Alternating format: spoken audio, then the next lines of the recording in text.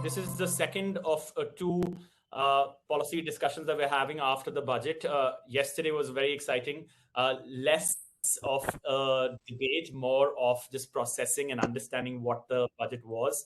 And I hope this time it can be a little bit more of difference of opinion so that we can actually, through the beautiful medium of debate and discussion, have much better thought outcomes. And this can be for many, as it is for me, a laboratory for just digesting what this budget means. Going straight to our housekeeping rules, anyone who has questions, the advantage of this particular discussion is that you can throw in a question based on anyone's answer at any time, and I'll try to bring it on at that time to stick with that current context. Why that's an advantage is because you don't have to wait till the end of 1 hour to have your question raised and to return to a particular context. We're going to try to keep it engaging. The other thing is a change from tomorrow. If a particular guest wants to say something in the middle of another guest's saying something, please just either say 1 or 2 words or raise your hand so that we know you want to say something, and we'll come to you immediately after. That way, we'll keep it engaging. The other aspect is 5 minutes, around 5 minutes. If you want to keep it short, I would love you. Just 5 minutes as an opening remark for all of you, and eventually try to answer as many questions as you can by keeping the answers as short as possible and as clear and concise. Something I struggle with, so I'm just requesting you to try to do. The guest that we have today, Aruna Sharma, former Steel Secretary, she'll be kind of looking at the overview of the budget. Dr. Charan Singh, once again, thank you for being here. CEO, EGROW Foundation, former RBI Chair, Professor IIMB. The macro picture is what he's going to be shooting at. Srinath, Sridharan, co-founder 4P Consulting, will be looking at this big word. It's a very big 4-letter word called jobs. Professor Krishnakumar S. From Venkateswara College, from Delhi University, where I went to play cricket 20 years ago, I think, is going to be looking at education, which is obviously apt, and also Dr. Indranil Mukhopadhyay, Associate Professor, Jindal School of Government and Public Policy, has also joined us, and he'll be focusing a little bit more on health economics and public health. Thanks so much for joining, all of you. Arnaji, I'll start with you. As you give your opening remark, I will layer it with a question which you can address. Can the productivity-linked incentive give 12 lakh new jobs per year, or the number that's been touted, 5 years and 60 lakh jobs? Can it actually happen, as you give your opening remark? Surely. So I will address the question at the appropriate time in my 5 minutes allotted at the time. So to give the overall remark, I will say this budget was more an indicative of the direction in which the policy makers want to take the country, or the governance model wants to take the country. Now the challenge is it going to accelerate the mode? Will it trigger the virtuous cycle? Not in just of terms of wealth creation, but also tapping sustainable employment opportunities and stepping up the social protection to the vulnerable. So that is where the question crops in, is that will PLI, which is restricted to import substitution products, right? So it will require a new capex, and new capex, when you are saying, you don't see in horizon of creating new jobs immediately. So that is a straight answer to it when we are going. But yes, down the line, because it is more an indicative of the direction of coming 25 years, it will trigger off to some extent of getting the jobs. But if I look at the overall thing with the twin goal of growth and employment, I'll be analyzing this from that point of view, whether it is doing. The good thing is the deficit target has been retained at 6.4%. So in the sense, more liquidity will be there for the government to spend on the infrastructure projects and other things. If you look at the industrial growth in 9 months, it was low to 1.4%. Retail inflation 6 months, 5.59%. So it is worrisome that whether you are triggering it in an accelerated mode. So in that, if I look at it, then I find that infrastructure focus is a good indication, which is continuing, but the amount which is allotted need to be spent in this particular year. Now that we are out of the COVID on, hopefully, then it should be giving. Then some of the indications are quite good, where they have removed some of the custom duties as well as on the raw materials. So in the industry sector, The focus has been to bring down the raw material cost, so that bring down the input cost, so that the output is more competitive and better made, including waiver of coal cess. So, which is a very, very good thing for the power and steel sector as we are moving ahead with it. And another very small item which has come up, I will like to flag, is giving a place for the post offices in the financial inclusion model. So it will shift it from having an access of having an account, which was a mistake under the Jandhan, I always underline, because the banks is only 1/5 of the total financial institutions.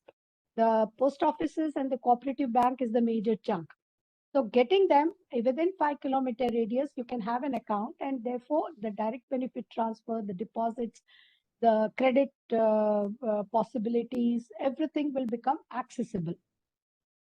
But having said that, it could have been a watershed event, but there are some issues. Like if I look in the agriculture, even though they are saying 2.37 lakh crores for the MSP, but it is talking about wheat and paddy alone. The need is to give an MSP to all the crops for the simple reason it is like IRR. In industry, we have brought down the input cost. No efforts have been made in agriculture to bring down the input cost in terms of the taxes we have, starting from fertilizer to other items in the chain of the inputs as we are going ahead. So in the sense, if we control the input cost, it will be possible to give the MSP, and that not much is figuring at this point on it. Then all along we have been talking about the supply side initiatives. Today the need is to enhance the demand. And here I always, like, I'm talking out of the box of a proposal of bringing in an RBI bond with 12% rate of interest, because many youth lost their jobs or salary cut. So if we are able to protect their basic minimal expenditure level in terms of tax-free interest from this bond to a level of 12%, then definitely it will trigger the demand, because expenditure will come, and not much has come, unfortunately, for this middle class, which has taken a hit. Not Similarly, much. not much has come. Nothing. Nothing has come. Okay, you want to say that? Okay, you can use that word. Okay, and then they have talked about this virtual digital asset, So virtual digital asset has become an all-comprehensive distinguishing. One good thing is they have distinguished now the digital currency of the RBI with that of virtual digital asset. But putting a tax rate of 30% from where this figure has come is something surprising, because if you treat it as an asset in any of your securities or any of the bond, the upper cap is 15%. And unfortunately, the investment in the crypto assets is if I see the ticket size, it ranges from 5,000 to 50,000. So if we are going to impose a 30% tax on them when they encash that, it is huge, besides 1% TDS. So this also needs a revisit, because the fear is this will push everything underground, and that will come. And last point I'd like to make, that many corrections are coming outside the budget, like what was talked about. The RBI objection of dual structure of bad bank has now been shifted, and bad bank has been accepted as a policy on the bankers' pressure. So it will improve the balance sheet of the bankers, but hopefully this resolution happens, then it may trigger the jobs. Right. Okay. And this triggering of jobs is going to make a difference. And what I look at it from infrastructure is, if you are talking about the employment in rural India, whatever is to be given to local self-government panchayats, as well as Manrega. So you will have 250 lakh crores infused in rural India for infrastructure. So that will trigger the jobs. Agriculture, we have not focused, which will trigger more jobs or more productivity, because input cost is not taken care of, and handholding and MSP is not taken care of. In urban areas, infrastructure triggering in terms of housing, in terms of roads, in terms of drinking water, down to the villages, this will trigger the industry. Right. So industry is taken care of, but Okay. yes, the agriculture and MSME completely missed out. Okay, I'm going to come back to you, because one of the things that's been said recently in one of the discussions is that this government had been saying for several years that they're going to double the farmer income, double the farmer income. They said it in the last budget also. But when it came to 2022, because they said they'll double the farmer income by 2022, they did not. And then they did not even mention it in this budget, that particular aspect. That's just vanished. So I'll come back to you with that question. I just want to go to Charan Singh ji. Again, so she's kind of encapsulated almost everything. If there's something that you disagree with or agree with, please go ahead and mention that. But once again, this job guarantee scheme, it's down by 25% from 98,000 to 73,000 crore. We're talking about Manrega, of course. It just doesn't look right, and it's a matter of, let's say, a battle of strategies, whether they want to go with the supply side or the demand side strategy. Do you have any doubt at all that this may backfire? First of all, I must thank Policy Circle and Mr. Anil to have organized this roundtable. I think it is very timely, and having given some time for all of us to ponder over the budget announcements, I think this is the right time to discuss these issues. So first of all, thanks for doing this. What I'm going to do is I have 5 minutes, so I'll answer your question, but I'll also like to share a few more thoughts and going beyond what Madam Aruna mentioned. As an economist, I look at a budget from various angles. First of all, I look at is that will it provide employment? Will it be growth oriented? Will it tackle poverty? Because that's what the fiscal policy is expected to do. And most importantly, will it stabilize the economy? Because if monetary policy and fiscal policy have a role to play, basically they play a role in steadying the growth of the economy, so stabilizing the economy. So I will give my initial observations, keeping this in mind.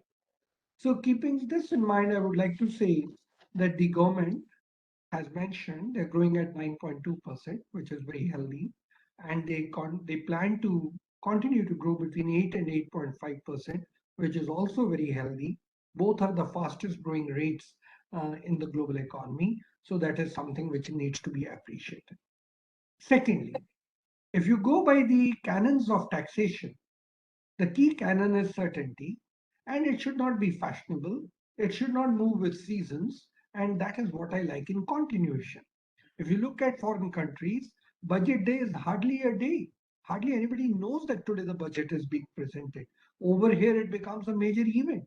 So the continuation, and I know many of the people have felt very frustrated, as if every year the government should give them a higher standard deduction and another lollipop and another cake. This is very strange. In other countries, it doesn't happen, need not happen in our country.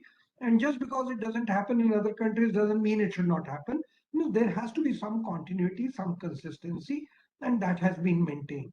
I like that, and I'm sure there was immense pressure. They withstood that pressure. The third point, and this continues from what Madam Aruna said, during the course of the year in the past, many things have been done. There's been a discussion about privatization, asset monetization, retrospective tax has been done away with. These are really very good initiatives which take India into a different orbit and establishes that it's a very mature economy.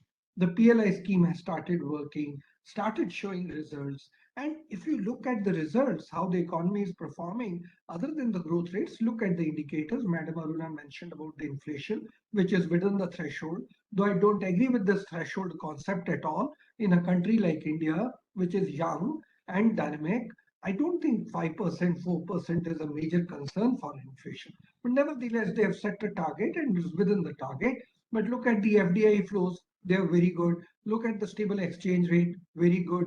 Look at the foreign exchange reserves, which are getting built, very good. Look at the banking non-performing assets. They're within the range, they're coming down. Look at the credit offtake of the banking system, doing very well. So I think one has to look at various angles and say the macroeconomy is in a stable position, something we need to celebrate. Now I want to bring in some data for you. Much has been said. The figures have been quoted in rupees crore.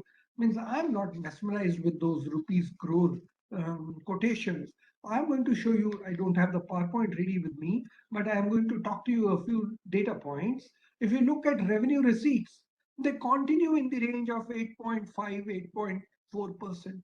And if you look at the revenue expenditure, that is projected to be little in control.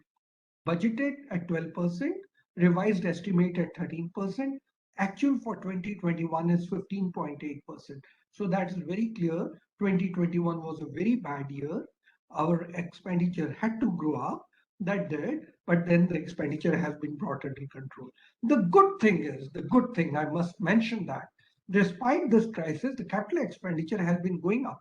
2.2% of GDP in 2021, 2.6% in 21-22, 2.9% projected in 29 and 22-23, which I think is good. But capital receipts, on the other hand, are looking downwards. 9.6% in 2021, 7.3 in 21-22, 6.7% this year, something which is extremely good. Now, I want to bring one fact in front of everyone, which has not been discussed, and I've been talking about it for nearly a decade now. We all say subsidy, subsidy, subsidy, but subsidy, even in 2021, which was a peak year of food subsidy, subsidy was 3.6%. But the elephant in the room? That's interest payments. Interest payments are 3.5% of GDP, and they are larger than any of the tax collections. Corporation tax is around 2.3%, GST is around 2.8, 2.9%, income tax is around 2.5%. So it's the interest payments which are really, really large. You look at the deficit trends. Of course, this is a bad year, so we are on the higher side and expected to be. But one must appreciate the government, which came out transparently and did not say and camouflage saying we are under 3% or 4% or 5%, simply said we are around 7% and something needs to be appreciated.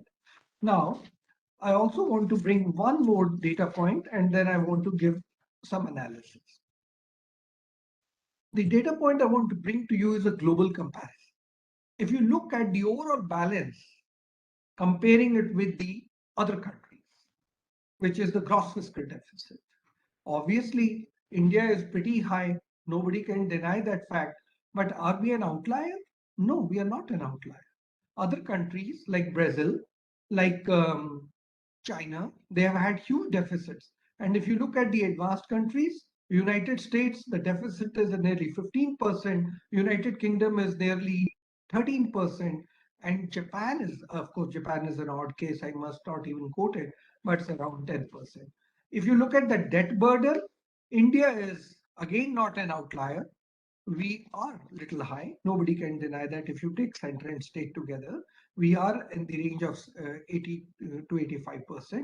But then other countries have crossed 100%. Even in the BRICS countries, Brazil is around 100%. And even Russia is, Russia, of course, is a different case. There's an oil case. Right. So I should not compare Russia. But China is around 67%. The last point I want to make in this data story is, we have all been talking of Manrega, and I'm a little worried about it. I'll tell you why. If you look Manrega expenditure as a percentage of GDP, till the crisis, it was in the range of 2.6%. In the pandemic year, it rose to 3.17%. Revised estimates of the last year are 2.6, and the budget estimates are 1.85. So Manrega, though we say it's bulging, but then subsidies and Manrega are two things where some curtailment has taken place. If I have a minute more, Amitoj, I can come later. If you want me to come later, Go ahead, sir. Go ahead. Go ahead. I want to mention now the point on bank. It was touched by Madam, and it's something which everybody has been talking about, post offices being given the core banking. But please remember there are 1.5 lakh post offices, of which 1 lakh 35 post offices are in the rural areas. It's nearly 10 years now. I'm sorry to mention that again and again, but I have come on various TV channels and at different places and asked them a simple question. Why are you not opening ATM machines in post offices? Because moment you open an ATM machine in post office, the dependence on the money lender comes down. Why do we go to a money lender? And there's statistics to show people go to the money lender not to buy a tractor, but for emergency funding. And most of the time, it kept saying that there's no core banking and connecting with an ATM is a challenge, but there are ways to do it. In any case, now that core banking has started in the post offices, I think the next step is to put ATMs there. You will suddenly find the banking penetration improve. You will find the dependence on the money lender go down, and money lender, of course, charges exorbitant rate. I Right. will not go into those details. I think Okay. this is one thing. The financial sector reforms have gone to a different level now with the core banking post offices. That'll do ease of doing business. It'll also make living easy and Okay. certainly making it easy in the rural areas. Thank you. Okay. Point taken. Thank you so much for that. Very comprehensive. Arunaji, I think from your expressions, you're itching to respond to at least some of the stuff that was said.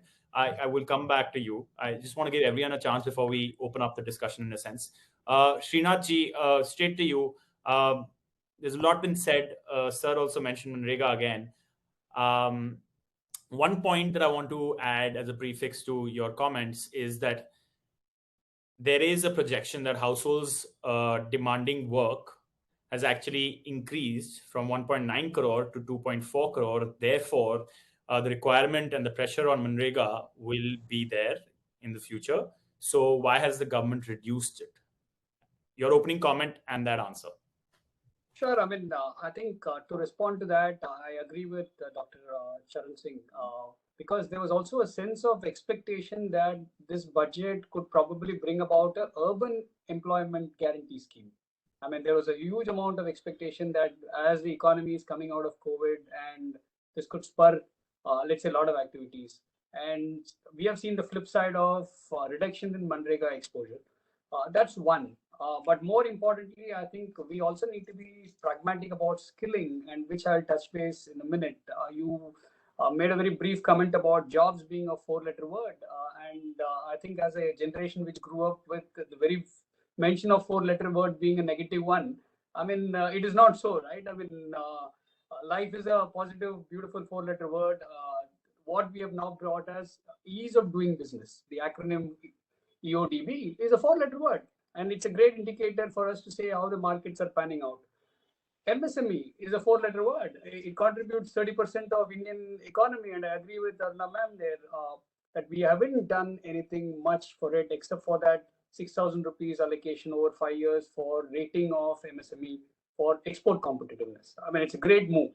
Why I don't agree on that is very simple. Couple of statistics. 6 crore MSME units employs, total of 11 crore Indians. If I have a 4 multiple for every employee or 3 multiple, then I'm rounding off to 40 crore Indians are dependent on MSME livelihood. That's 1/3 of your population. And even if we can improve their efficiency and productivity by 10%, that's a huge number to our GDP, because today MSME contributes 30% of GDP. And the export competitiveness is a no-brainer if only, very importantly, if only we can break the credit versus lending hesitancy. We keep blaming the borrowers, saying that they are hesitant from borrowing. Tell me one thing, in the midst of COVID, I'm not sure, because my working capital is eroded. My dues are over 8 to 9 months now, and people are renegotiating after 9 months have gone, saying that, will you take a haircut? So my basic business survival is a question mark. So some of the heartening schemes, if the government of India and its entities can promise to pay the sum of whatever to the bearer, as we say in the currency note, to everybody who's owed money on date, if the money can hit the bank on digital transfer, I think half the problems of MSME in this country will reduce. The working capital will flow through. That's one. More importantly, I think I'm seeing the larger picture here. We are, I think, finally grappling with a large number of about 85 crore Indians under the age of 35. That means if they're going to be around for the next 30 to 40 years of productive age. We can't physically actually create so many jobs. It's impossible to think through that. So one of the way that we may not like it is to look the Chinese way.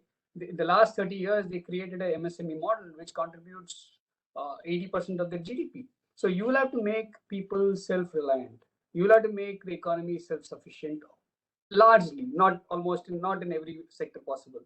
I think on that count, I think this budget, I would rate it as setting out a 25-year vision statement. I mean, I agree with Dr. Charan Singh here. I mean, every year budget is a fantastic media event and great for sponsorship. But how many of us actually bother about budget but for our roles in corporate India or policy circles? And really doesn't turn the needle. If unless the government actually says we are going to have a dashboard of every number that we say, and the dashboard of where we are on April 1st, May 1st, June 1st, July 1st. I mean, I'm surprised with all the media, how come nobody is tracking it, posting it, or even asking for it? I mean, to me, that's the milestone that we should be talking about if we are actually saying trust-based governance. It's great to hear it from the parliament, in the parliament, how it will cascade to my municipal office, to my government office for approvals, when I have to go and follow up for payment, when I have to go pitch. If I'm not young, will this, let's say, the current system still encourage entrepreneurs? That's to be seen, because almost everything we are doing is in the ecosystem of youth and digital. To me, one more is, I think this particular budget has brought demographics and digital conversation, be it the digital banks, be it the post office. The other one that I'm eagerly looking forward to is if the digital banking units, there's a word difference of digital banks and digital banking units. If digital banking units are successful, are we going to convert our fintechs into digital banks? I think that's a greater opportunity to expand our banking base. Today, fintechs, especially for the SME and MSME, are able to borrow from fintechs, not from banks. The question mark for all of us to one answer is why. So just to summarize, and I will come back in the rebuttal later, is this. I think this looks like, the budget looks like narrowing the gap between the perceived gap or the perceived India and perceived Bharat. And I think this could actually narrow that gap. To me, the A to F of this budget is Atmanirbhar India, building India. If you look at every single policy, every single infrastructure that has been announced, has been building India. Connecting India. I mean, for me, the highways, the trains, the cargo trains, different products for different the PM Rail Shakti Gati. Each of those are connecting India. Digital India framework.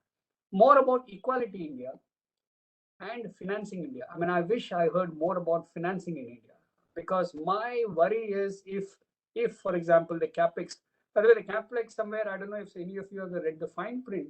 Suddenly, some of those numbers, which are NHAI debt of about 60,000 crores, if I remember right, are all not there. So where is it gone? Are we doing creative accounting? Even if I round it off to 1 lakh crore, the capex, then somewhere that 1 lakh crore is over provisioned for, and bulk of the numbers are probably under 1 lakh crore, is also the interest cost that the government of India will serve. And I think I will there defer to Dr. Charan Singh if he has a view there. Thanks.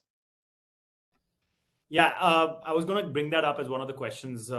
Disguised accounting capex. It's been mentioned by I think the finance minister of Tamil Nadu on a media discussion. And since there's nobody else from the media out here, I feel like I have to address what you said about the media. And we welcome all kinds of objective criticism. But I don't think that this is an event that is just for great sponsorship.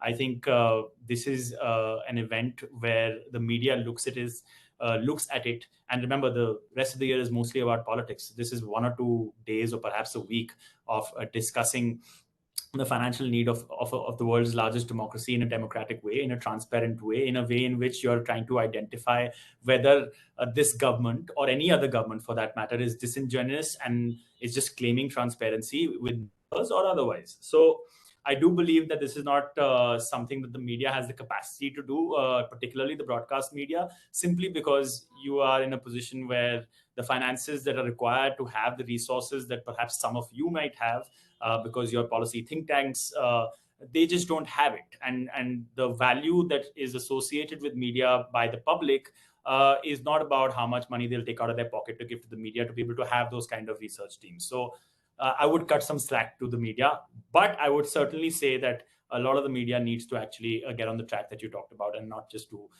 what I'd like to call hullabaloo. But thank you for your comments, sir. I will come to that very important point. You stole it. I was going to bring it up. Professor Krishnakumar from Venkateswara College, education. My father's a teacher, so I'm very interested in what you have to say. Go ahead.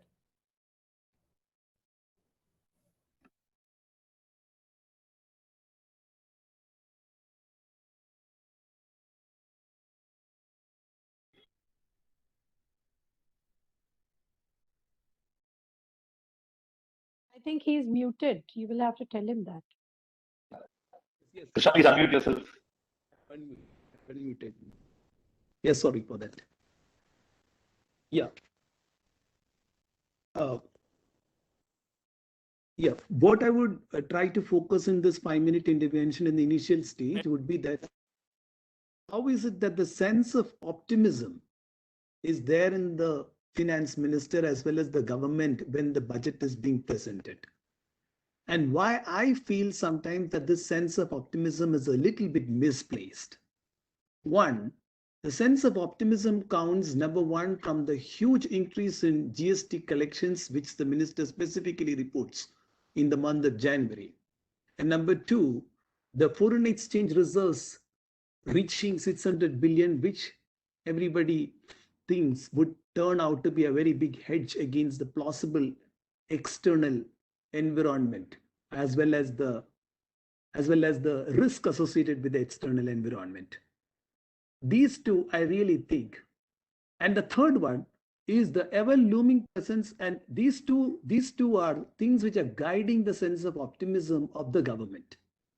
But is this optimism well founded? Because if you would look two things, post 2014-15, we have been finding that emerging market economies, including India, has been receiving large amount of capital inflows. And this capital inflows is largely, and particularly after the outbreak of COVID-19, being due to the unconventional monetary policies which has been pursued by different advanced economies.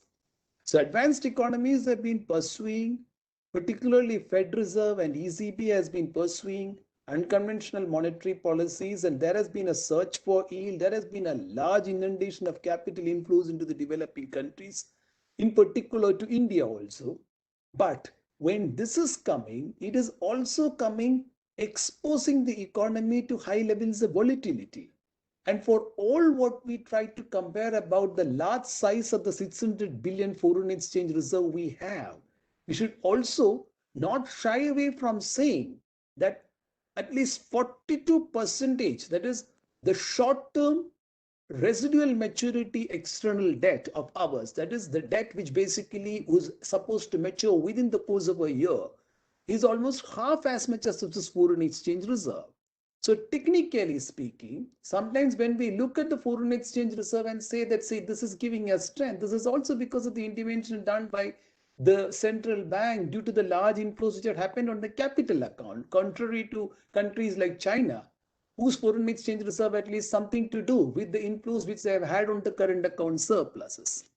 Number two is this GST revenue upswing. There are certain studies which speaks in terms of the conspicuous consumption or the consumption of the larger deciles, which in fact has been made possible through the same capital inflows which had resulted in the sizzling of the Sensex. I don't think anybody would disagree if I say that there was a period of the global high tide of global liquidity in the period from 2003 to 8, when also capital inflows occurred into the country. But at that time, there was simultaneously an increase in the investment to GDP ratios, whereas during this time, this capital inflows which has been coming has been adding to an asset bubble in the stock markets, and this has plausibly resulted in an increase in the level of consumption of certain upper deciles in the society, because that's the only way one can really think in terms of this particular process. And therefore too, I really feel that the focus of the budget, which has actually shifted more, which has actually been very daring indeed to even reduce the allocation under the employment guarantee scheme, when the whole country was thinking that other than the MGNREG, the NREGA, there might be an urban employment guarantee program. So there, I feel that sometimes if all of these things on which the calculations are very optimistic, for example, when the reversal of the unconventional policies occurs, when the purchases of bonds basically gets reduced, in the eventuality of a reversal, because we should be prepared for the worst. Three things are happening simultaneously in the world. Oil prices have reached $90. very good possibility of the reversal of unconventional monetary policies before mid-2022. And number three, the overwhelming presence of the virus, the trajectory of the virus is unpredictable. It is in this specific context, catching none of these or trying to understand none of these or deciphering none of these properly, being carried away too much by the GST collections, the government has been putting forward an optimistic face.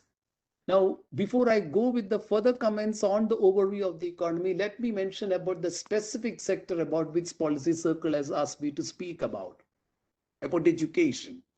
Here, every study, including studies by Oxfam, another one by Asim Premji University, every study draws attention towards learning deficits in our country, which has grown up in the course of the last 2 years. Of course, unfortunately for the pandemic. And one important reason, of course, which had added to this particular problem is that due to the digital divide, which was otherwise there in our country, this even compounded the issues relating to accessibility to education, particularly amidst people belonging to the lower deciles.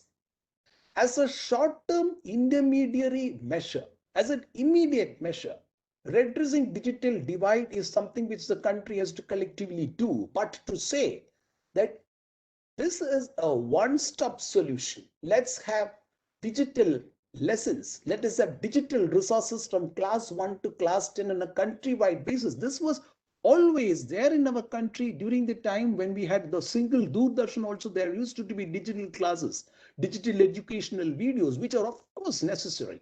I would not tread a particular path saying that there should be no digital resources or there should be no creation of digital resources, but that would be purely of a supplementary nature. It is more practical and more realistic to think in terms of a national mathematics mission or a national algebra mission or a national literary mission, by means of which the learning deficits are collectively being addressed by proper popular programs which should which should assure participation of people from all ranks of life. Because the problem is so severe that even compared, it's not that the learning deficits have occurred or the learning shortages have occurred just in our country, it has occurred across the world. But the severity of it in our country is really there for us to address. This brings us again to the second part, which is the higher education part. The higher education part, the situation is even worse, because we should remember that when in 1960s or so, the gross enrollment ratio in our country was as low as 6% or 7% in the higher education sector, and it continued to be like that. The ratio moved from 10% in 2010 to 32.3% now, which is a marvelous achievement. But remember that this marvelous achievement was underwritten by the midday meal schemes and so on, which was started in 2000, because the trigger came once the students completed schooling. And now the only thing which I find in the budget for the midday meal scheme has been rechristened as something called Prime Minister portion. I do not know how this rechristening is going to add any value when the amount which has been assigned is remaining the same. That apart, if you basically come back to this thing of the first generation college goers, first generation goers to the university, when they have reached 32% of the particular college going age, we are thinking about upscaling higher education, number one, by going in for a digital university, and number two, the other suggestion which is being put forward by the government is that by going in for large-scale expansion of colleges. About both of these, let me basically try to make my opinion before I just now for time being leave. Number one is this one. Should we have a national digital university? Is it there? Is a digital university model necessary? Is it there as a comparable model in any advanced country or any other developing country? Shouldn't this be a supplementary resource? And shouldn't the amount which has been assigned now of around 400 crores towards setting up another university, shouldn't it actually be shared across various universities which are working in the field of higher education, which could actually create quality resources? rather than getting concentrated on what is basically called a Spock and hub model as if it is an industry of sorts. I really feel, I will not say that the 400 crore allocation is wrong, but the 400 crore allocation should actually be split between esteemed institutions which are working now in the field. Particularly, there are initiatives like National Platform for Technology Enabled Learning, etc. The outreach of that has to be enhanced. Right. For that, let's say I would take 2 minutes more, please, because like how we have the MIT OZW, Open Courseware, we have an MIT and we have an Open Courseware which supplements the other efforts of the university. So that should be, for example, when we look, that whole upscaling of KG to +2 lessons are happening. What is the extra capital infusion being done by the single most important institution working in this area, that is the National Council for Educational Research and Training, near to nil?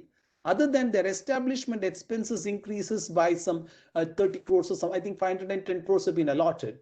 Not a single penny has been set apart for enhancement of edtech facilities in such institutions, which has played a pivotal and an important role in enhancing in our country. So I really feel, rather than trying to have a feeling that there is going to be a digital wall by means of which we can deliver, we should be more practical.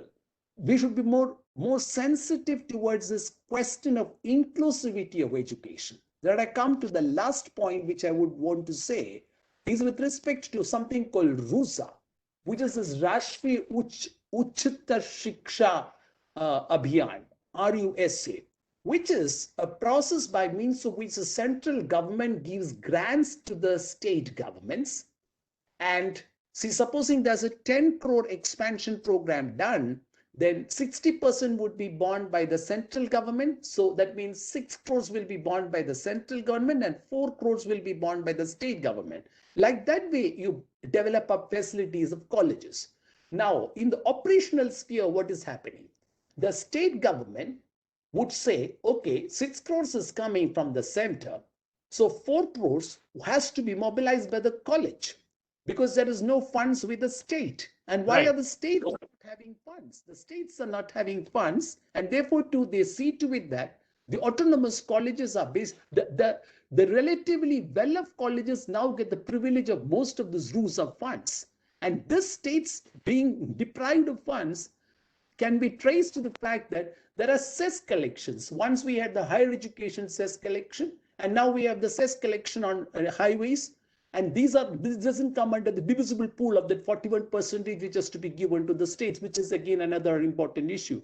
But I really feel that unless we have this sort of addressing the severe issue of distributive inequalities, I think we would be missing the larger story, and might be this minor increase in investment rate might possibly go down because the demand factor will always keep lingering around. Okay. Wow, that was comprehensive, sir. I just had one point about the digital university that you mentioned. I'm not so sure that they are suggesting it is going to be the driving force of the entire education policy. It is perhaps supplementary, like you said, that it should be supplementary. So thanks so much for that comment. And without further ado, Dr. Indranil Mukhopadhyay, you've been waiting the longest. So please shoot. And remember, during a pandemic, if you have just an increase of 0.8%, how does one justify that? I don't know, but please explain.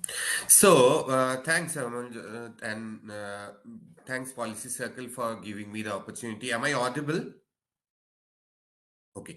So, you have rightly said the context. Before getting into health sector, I'll just make one small observation that, India is a country where our developmental challenges are manifold. The COVID has shown the vulnerability of people, the kind of dependence they have on government system. So budget is one of the most important days in our democracy. It is not like the developed country who have been able to address the developmental challenges. And so we would look forward to the budget. We will try to make the government accountable, the media, the civil society, the academia. It is our job to scrutinize and understand budget.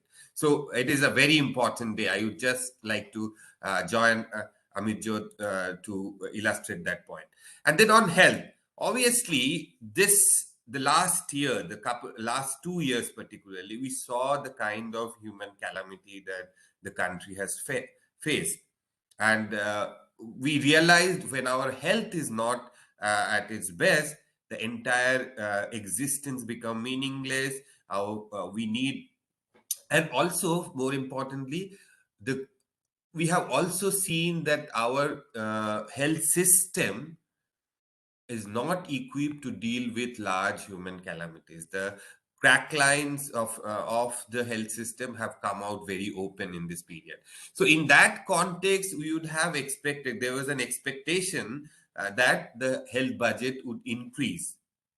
uh, but then, unfortunately, what we see, what you are mentioning as 0.8% increase in budget, is actually a 7% decline in allocation when we just take out the effect of prices. So when inflation is adjusted, it is the health budget has actually declined. And at a time when we needed more resources to strengthen our health system, we needed to consolidate the efforts which were undertaken during the COVID time. But we also see that budgets that were allocated for the COVID management has been drastically cut. We saw the effect of, not so prompt lackadaisical approach during the second wave of COVID. Are we still, and the threat is far from over. We don't really know. So it is a big concern that much major part of the COVID allocation have been cut this year. The COVID vaccination, 35,000 crore was allocated in the previous year. It has been cut significantly. This cutback is not taking into account the need of future vaccination. We might need booster doses. We might need vaccination for we have to conduct vaccination for the children. And we have cut, our budget shows that money has been reduced on vaccination of COVID. These are very deep rooted concerns. You may recall that during this COVID period, our primary care services suffered a lot. The National Health Mission, which is the flagship program, which provides basic life support, safe motherhood for a third of India's population. It provides vaccination to children. It provides safe institution delivery. The scheme suffered a lot. Many mothers delivered at home because they couldn't go to the system. Now, in this context, we should have increased the National Health Mission budget. I'm really sad to say that this very important scheme of NHM has actually received a cut. So, if you take into real terms, it's a cut of 4,000 crore from a budget of 37,000 crores. And every year, there is a tendency that the current government is reducing the National Health Mission budget. But then, because there is more demand from states, more money is getting spent. In the revised estimates, we see that NHM budget, in actual NHM expenditure goes up. And every year, the government is cutting budgets on NHM. What is the implication? What is the problem? One may say, it is not about this money. This money goes into saving lives of mothers and children. This money goes into controlling various disease programs. It also goes into paying wages and salaries of our frontline workers. Whatever vaccination success that we are claiming, whatever success of COVID we are claiming, a lot of credit goes to our frontline workers, who are mostly women, who are not even paid regular wages. Our ASHA workers are not even recognized as workers. They get pay for performance kind of viewers. This was time, there is a huge demand for ASHA workers, Anganwadi workers, that they are provided minimum wages. That needed significant budget increase. We don't see that. Dr. Indranil, if you don't mind me coming in now, yes. we're kind of short on time. So I had a question for you. With 8 days left for the elections to start, there's a there's an aspect of this that one has to look at, that they didn't give out these kind of things that you're requesting for and saying that that should have happened, because that would have been perceived as, well, free benefits for the electorate. And they, in a sense, withheld that kind of a desire that is something that you could easily lean on. Would you recommend, how would you interpret that should be applauded or not? Of course, this is a completely flawed argument, because these are lives of women and children, our citizens, the elderly people, the mothers, the child, and it is not a freebie that is being given. It is people's rights. Many countries across the world have recognized health as a fundamental right, and we should do that. Uh, what we have seen also within in that context, I would say that this overall theme runs into health also, that you have to create infrastructure, you have to provide IT support. So Okay. there is this mental health program, which is now this is the tele mental health is being Yes. rolled out. Let me give you one figure. The national mental health program has a budget of 40 crore only. You know what it means? 30 paisa per person per year for mental health. And we have seen the kind of mental health crisis that we are in. Right. Our priorities are really lopsided. Let me just take one more thing.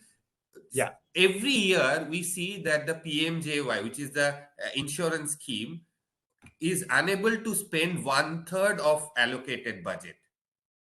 And next year, the government again allocates 6,400 crores. We have seen that PMJY didn't work at all in this period of time. The private sector could not deliver the care that was expected to be delivered, even with public subsidy. Huge overcharging happened. So instead of investing money on the private sector, which is not equipped to deliver care for majority of our people in rural area who are poor, why are we not investing on strengthening public system? We need to re-emphasize that, and I'll close with that we need a stronger public system delivering good No doubt. quality care. No doubt. No doubt. Thank you, Indranil. That was very comprehensive. Okay, unfortunately, I have a hard out at 7, and since now the discussion is kind of shifting towards, a little bit of, repartee, if I can call it that. I will leave it now in the able hands of Anil Nair, who knows this subject much better than I do. And I thank all our guests for joining me. Thank you so much. Anil ji will take it forward as I launch a question towards Aruna ji. Aruna ji, please respond.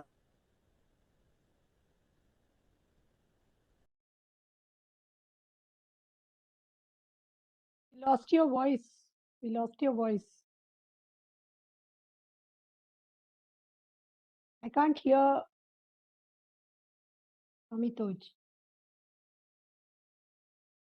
Amitoj, we can't hear you. Can you hear me now?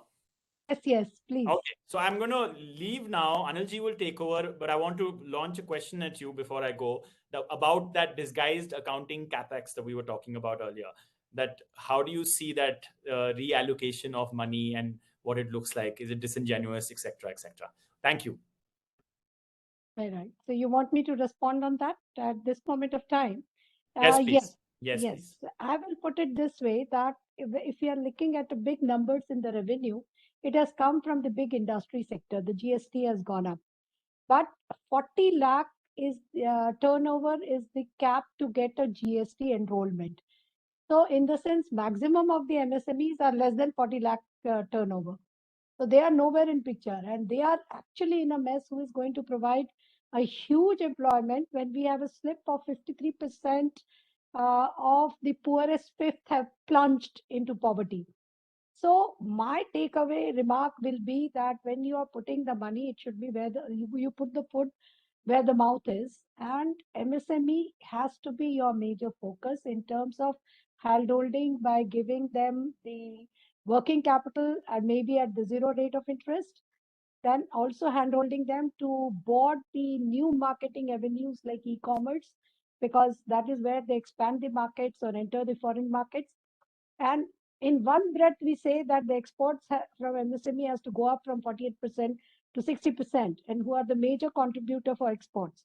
But then on other hand, we are pulling them back by not providing them this kind of a handholding. And what I would like to make a mention here is that maybe the entire, and I have been saying it in different forums, that maybe that entire skilling has to shift to MSME. You shift the budget to MSME, that let them engage the apprentice and skill them, because that will be a much more sensible utilization of the skilling than what we are doing it, the Hindi film syndrome of a widow being taught how to stitch the cloth and bring up the children. So maybe that is the way to go ahead, and that is where the money has to go.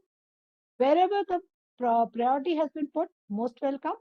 But these are the gaps. If we don't cover, then our twin goal of growth, which is always triggered by MSMEs, and employment will not happen. And then is the agriculture, because these two are the one which are going to push us ahead. So, as rightly said by my co-panelists, that budget is not the end in itself.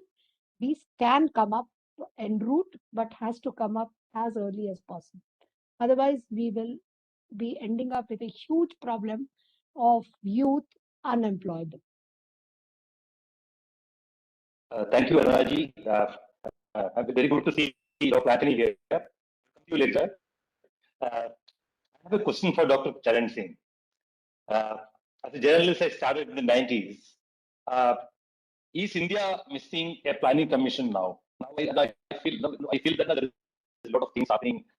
I think rather of us will agree that there is a lot of disconnect between policies and there is no proper planning happening. I don't know if it's only my observation. Would you comment on that, Dr. Singh?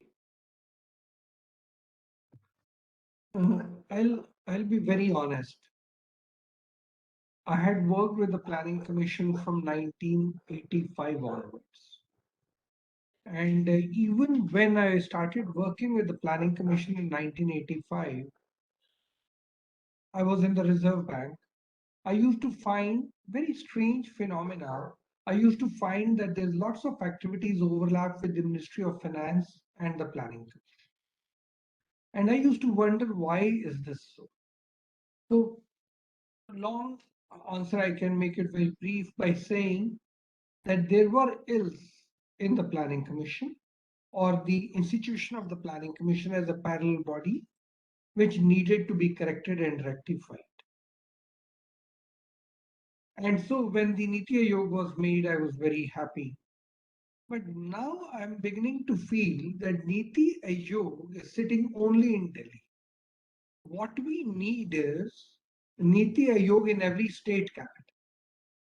So there's a synchronization.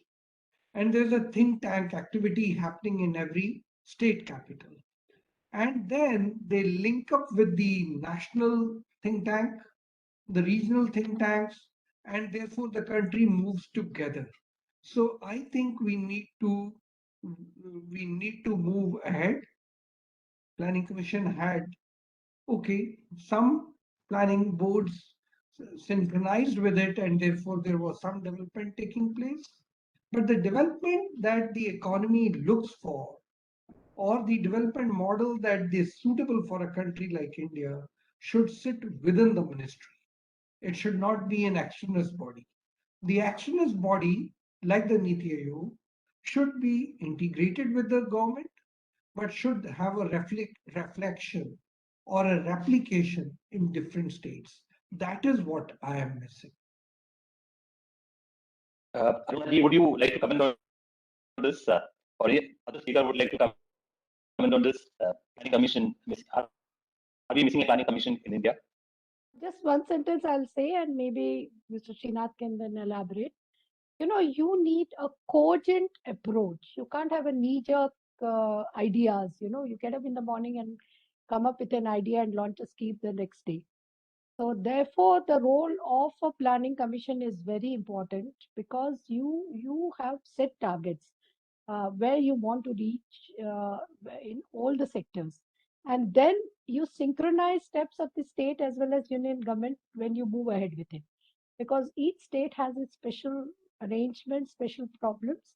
plus a national goal. And national goal is also emerging from our international commitment, whether it is a climate commitment, whether it is the rights agenda commitment. So, in the sense, everything has to work cogently, and that's where a strong role. I agree that, I think we have lost the platform where the state and center used to discuss the schemes. I think that platform has got lost. I completely agree to what it says that whatever name you call it, but a cogent approach to planning where the state works and the center works is important. Anybody else? Acha. Anil, can I add something? Or maybe let's other have a chance, then I'll come in the second. Okay. Please go ahead. Okay. Krishna or Indranil, would you like to comment on this? On planning commission? On Niti Aayog? The, do we need actually is planning necessary in a capitalist, what do you say, economy? Krishna, would you like to go? Yeah, please go, please. Krishna, please unmute yourself. Sorry. No, what I would suggest is that there should be a fair blend of planning where, sometimes there is this argument, sometimes there's an idea. To chase an idea, there should be a technical solution to an issue which comes up. So we can't actually sidestep a technical advice on issues. Certain ideas are floated, like how the previous speaker was telling that you have an idea, you wake up in the morning with an idea, and by the evening you implement the idea, then might be the idea never works. But if there is a particular set of technical expertise which goes into the formulation of it and the vetting of it, then it works. For example, there are platforms, for example, within the government, how things work. It can work as well, like how we can have the working of the ISRO, where we basically have the work of the ISRO resulting in very cost-effective launching of satellites in the world. So you basically have some such thing happening within the government. We have cost-effective delivery of health and education happening within the government. We can say hundreds of pitfalls with the government. The problem is that the retreat from planning comes when we try saying that, when we went to that office, there was a small problem. But that is not a sufficient excuse to close that office. We can't throw the baby out with the bathwater. In fact, reinventing government in a proper manner, there is no substitute to that. And I fully endorse what Indranil was telling with respect to, having accessible healthcare. It can only be mediated through the government. And now, unfortunately, when we have a budget also, we find that capital expenditure is there, healthcare expenditure is there, education expenditure is there. But if everything for the utilization of that, you and me will have to pay to walk through the road, pay to go to the hospital, pay to enjoy an educational service.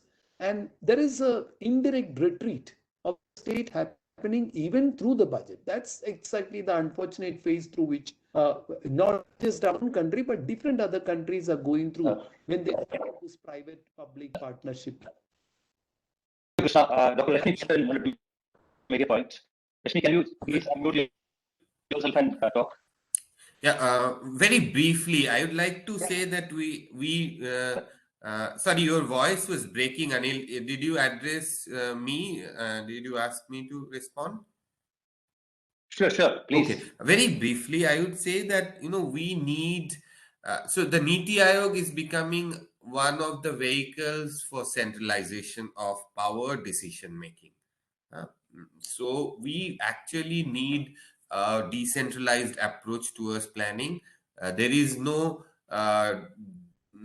question of not having proper planning. We saw what happens when you do not plan and execute actions. You need a feedback mechanism.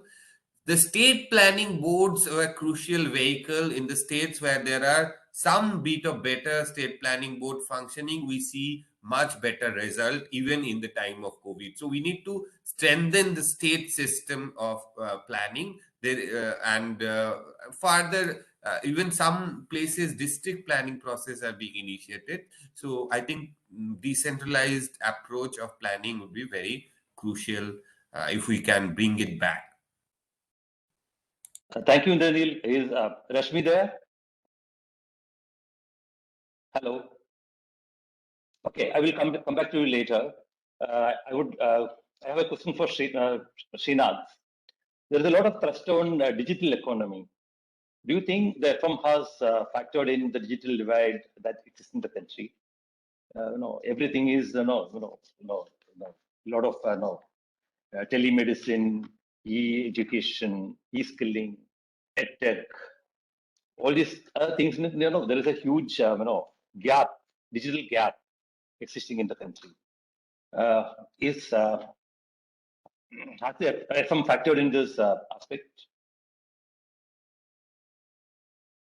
Answer it in a little roundabout way. I mean, it was not far too long ago when we were accusing people of crony capitalism. Today, whatever you do, I call it irony capitalism. You do something, you're damned. You don't do something, you're damned. So I think because we become so skeptics at everything, we question the intent of everything. I mean, that as if something hidden would be around. You want to promote digital. I mean, let's face it. I mean, nearly 800 million plus Indians are on digital bandwagon today.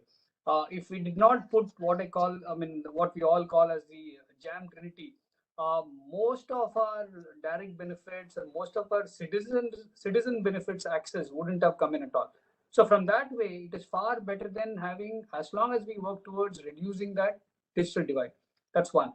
Two, I think if you look at it, divides are probably a reminder for ourselves that we have still a long way to go to catch up. They are better than having any isms.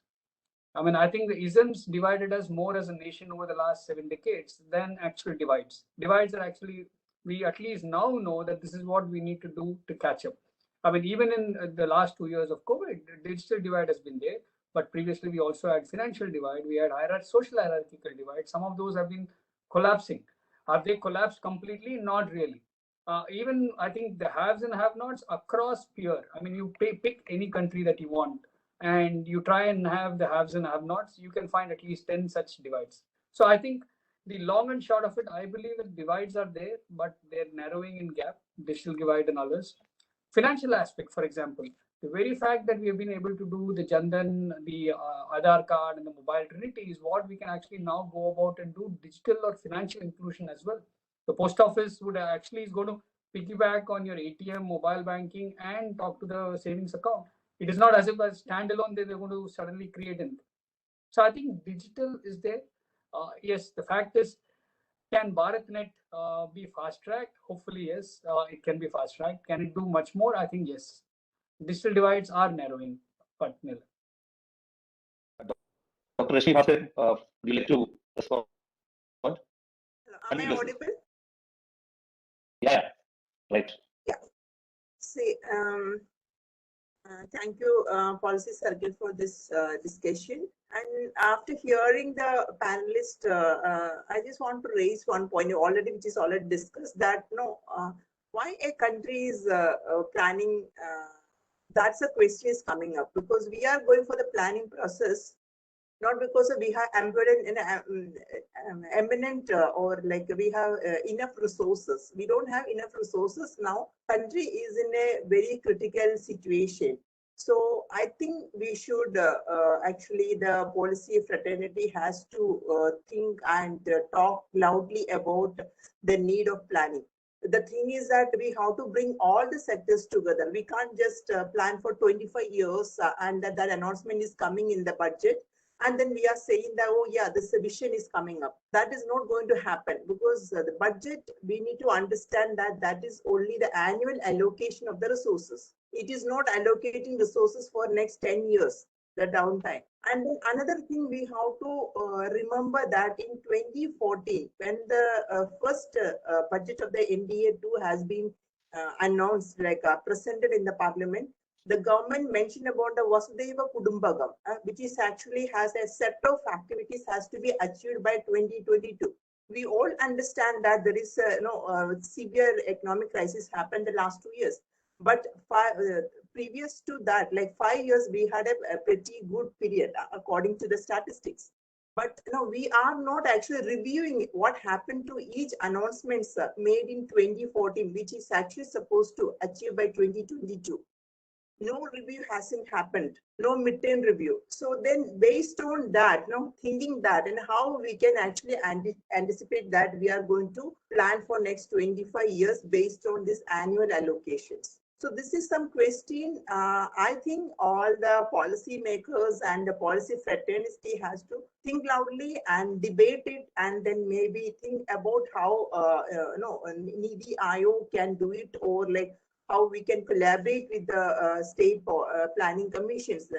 What Indranil right now raised is very important point. And another thing we need to remember that India is not only the rural-urban divide is visible. We do have a south and rest of the country divide is also increasingly visible. So the challenges are not that when planning commission has been set up, it is like completely in a complex, more complex and more deeper. And aspiration level of the people also has changed. No, they are not like the people who is in 1947. And some people, some level of people are thinking about a different world, so then that. And then second point, so I think this is my submission to the panelists to write and talk about it in all the forums. And see, another thing is that when we are talking about Dr. Charan Singh and Srimati Aruna mentioned about the planning, the optimism. Let me, we are short of time. Could you please conclude? Yeah, I'm just concluding it. So the optimism, how we will actually be optimistic when unemployment is rising and we don't have a plan for that in the budget. Yeah. Thank you. Thank you. I have one question for Singh. See, MSMEs are facing a lot of problems. No, they are facing, there is a problem with ease of doing business, and there is a problem of access to funds. Has the budget done anything to improve the situation? This was Srinath.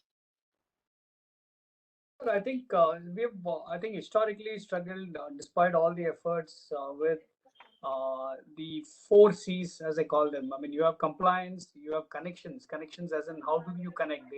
They're able to make the product. How do you connect them to the marketplace or markets or exports? Then capital. Fourth one is credit. The banking system the larger financial services system has kind of shied away from MSME and SME for way too long. I shudder to think if Agri was not part of PSL, how many banks would have actually lent money? I mean, they would have simply gone to NABARD and bought the NABARD bond. And if you look at securitization data of banks find it easier. I call it lazy banking. They find it easier to buy asset pools which tick the PSL box. And the securitization numbers actually shoot up through the roof between February and March so that they can actually meet their targets. What if, for a moment, RBI brings in the rule which says MSME/SME will have a separate carve out for every bank to have a certain proportion of its lending towards them? I mean, 3% to start off with, and you gradually increase it over 10 years.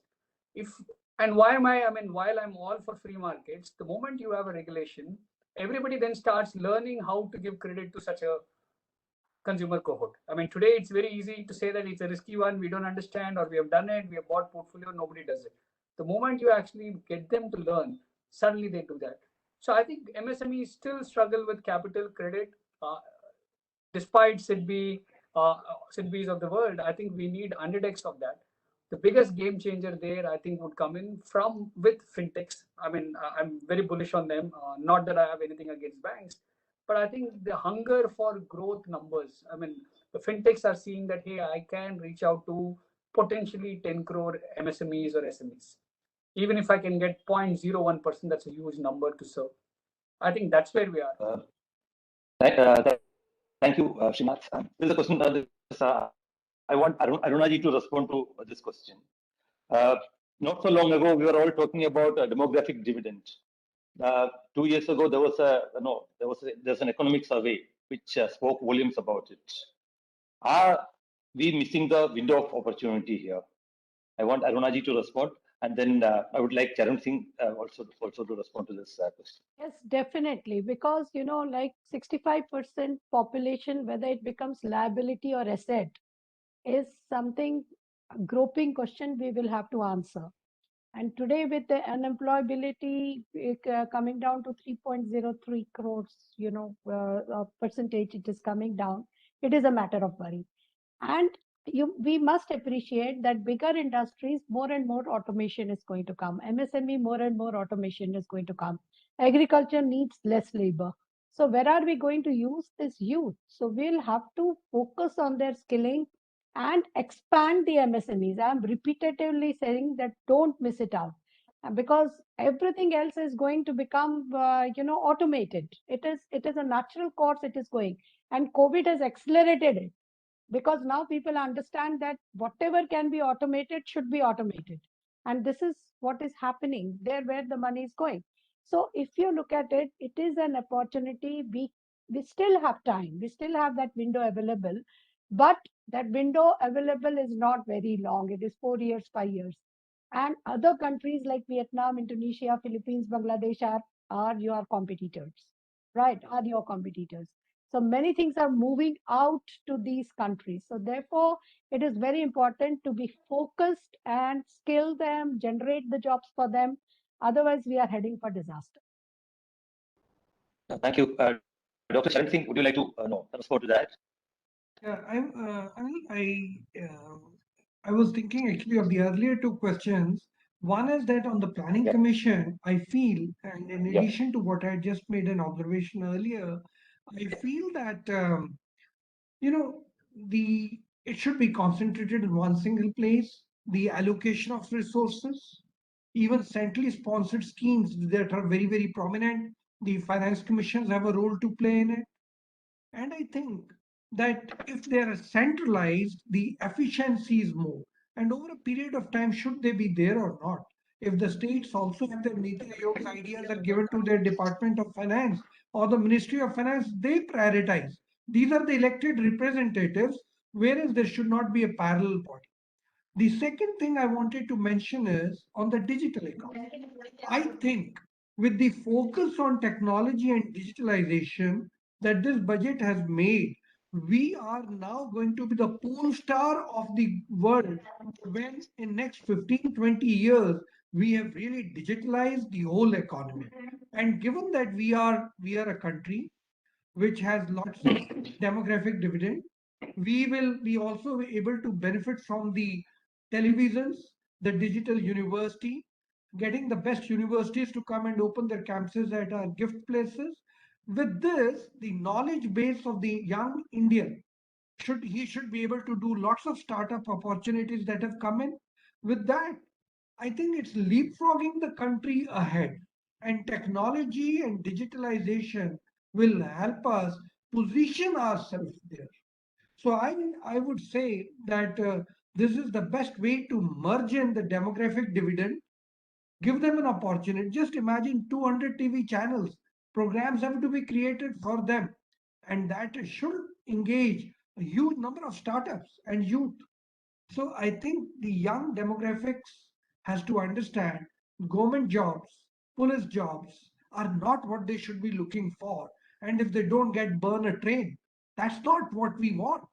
We want them to do startups and create an ecosystem and conducive environment, give them opportunities, show them these opportunities so that they do these startups. And now, one last thing I want to mention in the demographic thing, we have suffered severely. There's no doubt about it. I've been mentioning for a long time, when you were there, and even in Financial Express, I've been writing that demographic is not being utilized. If you leave loose hands and a loose mind, you will have burning trains. You have to keep them engaged.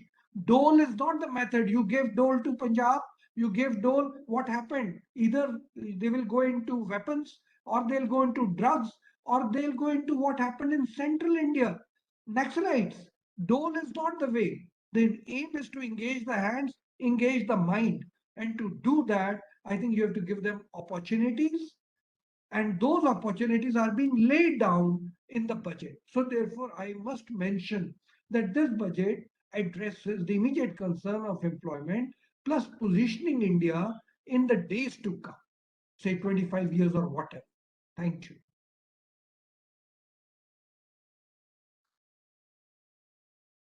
You're muted, Anil. Anil, you were muted, so we couldn't hear you.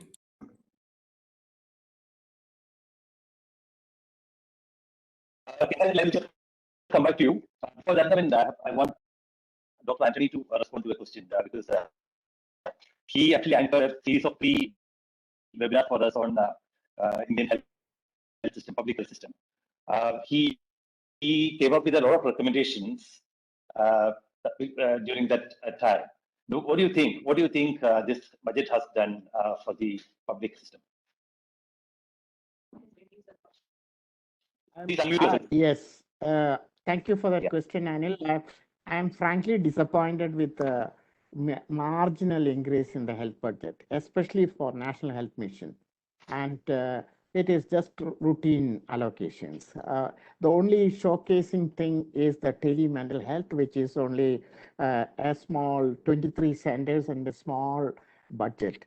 The main thing is improving the efficiency of the health mission system, and for which you need regularization of nearly 245,000 specialists, technology consultants, lab technicians, MBAs, hospital administrators, all appointed on a temporary contractual basis, which they are resigning and going into the open market. They should be kept back because they were the driving force of a better health system in various states, because centrally sponsored National Health Mission, we need a huge budget regularizing them.